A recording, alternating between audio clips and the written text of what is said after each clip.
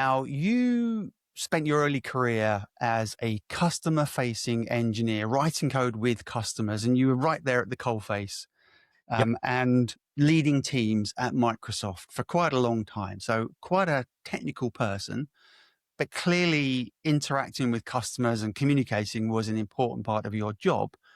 And I know that when we were preparing this, you looked around and you noticed that generally speaking, technical teams and technical people are not the best at communicating. And you realized that was becoming a bottleneck for some people. So what was it that drove you to that realization, and what made you switch from being sort of deeply technical to now focusing on the communication aspects? Yeah, well, yeah, if I sort of expand on that. So for about 10 years, I was at Microsoft, always in customer facing roles and always in deep technical roles. So PowerShell was my weapon of choice. I happened to be at Microsoft when PowerShell was released. And jumped on the bandwagon in the beta and got in there very early. And that became my niche because lots of people were starting to use it and needed help on automating things. So that was what I was doing for a lot of my technical career. And then I moved into leadership. And so that was for probably 10 or 11 years.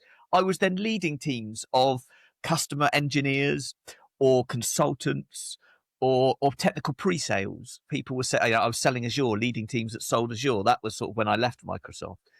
And there was just this sort of common theme, that I noticed as I was going through all of that, because then I left to found this company, Elevated You, to focus on this Yeah. communication piece.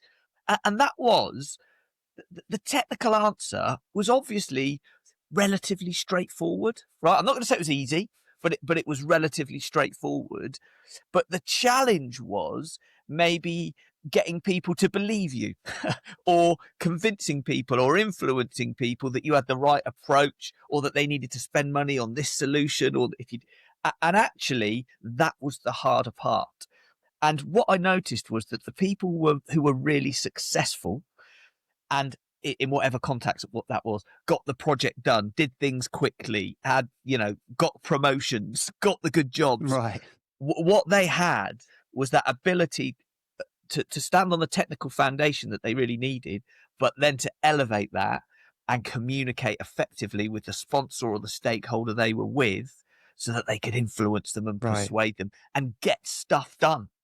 And I know that, we're starting with the fact that you were customer facing, but today we're not necessarily just talking about people who are customer facing.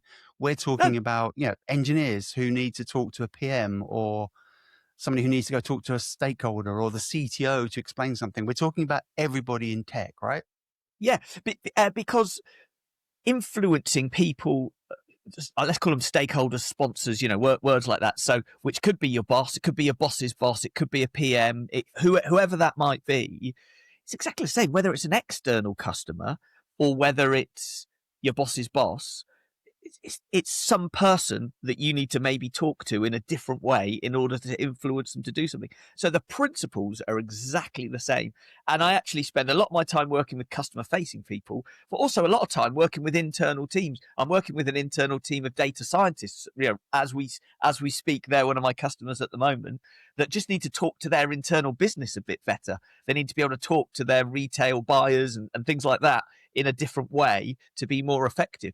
So yeah, it works whether it's internal customers or external customers, doesn't matter. And I wouldn't mind betting that if you're an engineer, one of the things you need to communicate a lot, maybe not the most, but a lot, is we have a problem to solve and there's a number of ways that we can do it. But I've got an idea. I've got an approach. I think this is the right way. And I've now got to convince my pair or my peers or the rest of my team that this is the direction we should go in. Yeah. Yeah. And I mean, we can unpack this as we go throughout the episode, but there's some common mistakes that people make, and a lot of that is around fixating on what's important to us as an engineer that have thought of this idea, is how we're going to do it. The magnificence of this idea, the very clever way that it's going to do it. It's going to solve this problem. It's going to be this and this. And maybe we sometimes get a little bit caught up on that.